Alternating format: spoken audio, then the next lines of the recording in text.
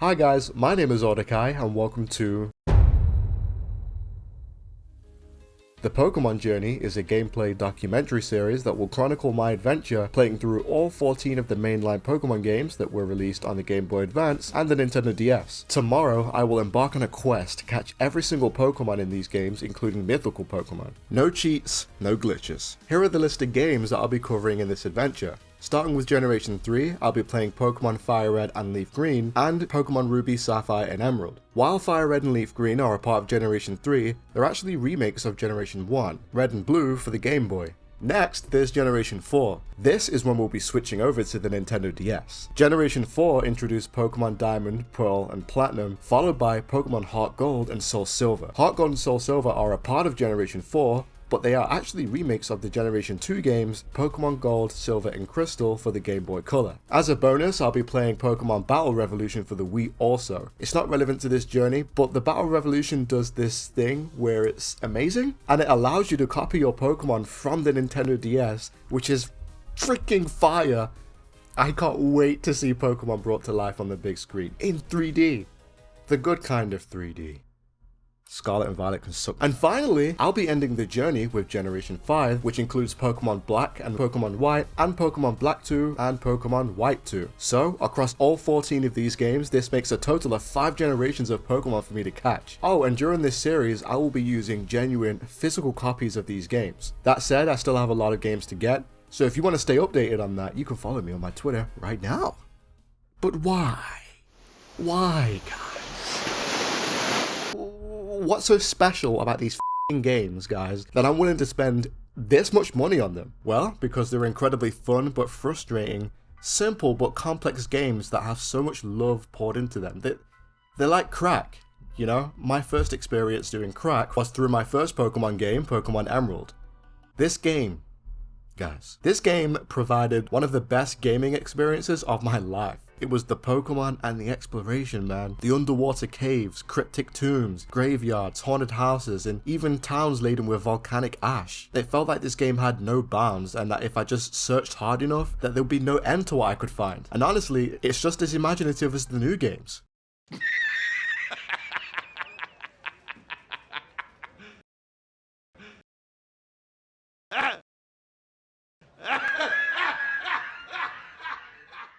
Most of all, I love the pixel art style that forces you to use your imagination. It really sells the digital pet vibes that the old games had very well. You know what I mean? One thing I loved is looking at the pixel beasts that is slowly raised over hours and hours.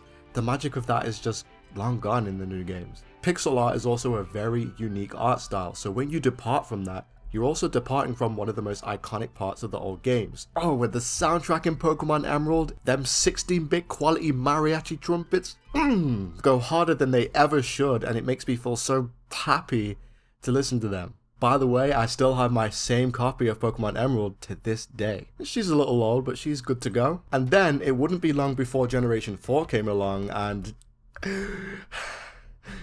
it built on everything I loved about Pokemon. In Pokemon Diamond, specifically, I learned about natures, breeding, EV training, competitive Wi-Fi battles. I used to know Shaman, who's awesome! It's my event Shaman. Yay, I love my Shaman. I got a modest one. Woo, I got a couple modest ones, but I'm keeping them all for myself. Wahaha. And some pretty nifty glitches too. And the music.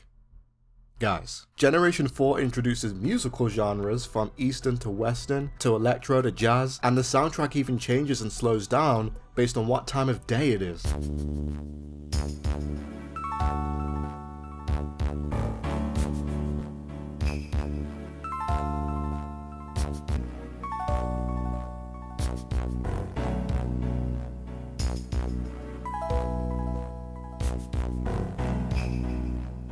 Yeah, this was the generation that I played the most, and best of all, it brought me and my friends together, guys. Oh, and speaking of Generation 4, Heart Gold and Soul Silver are hands down the best Pokemon games possibly ever. This game has 2 regions to explore and 16 badges to obtain. 16 badges, guys. That's double the amount. 16, guys. The music remixes everything from the old school Game Boy Color games, and oh, your Pokemon follow you too!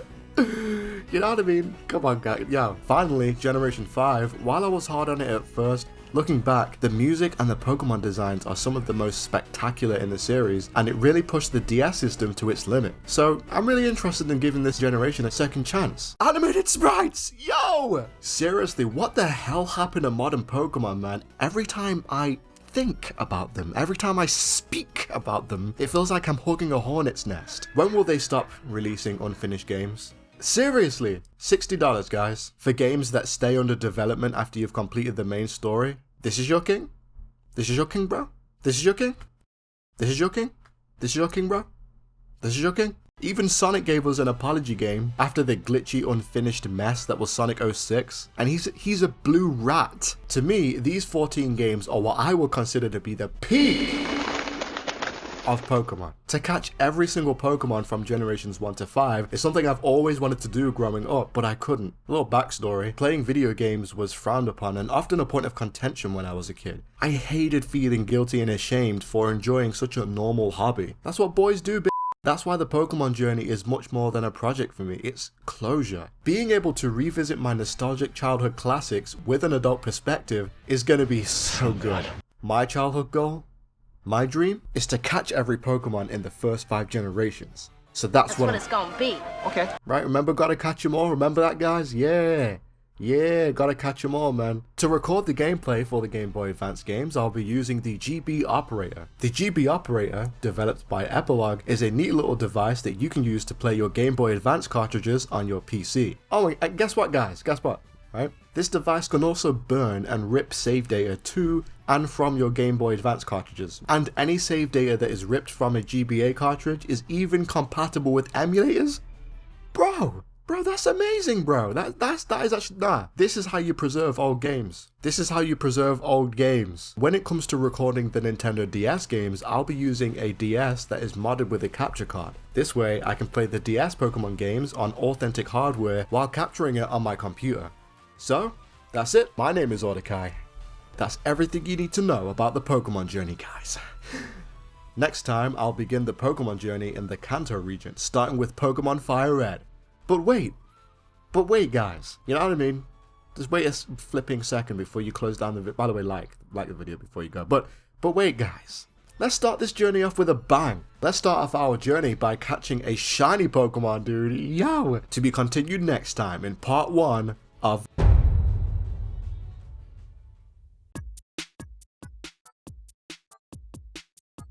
Being able to revisit my nostalgic childhood nostalgic bro, oh my days.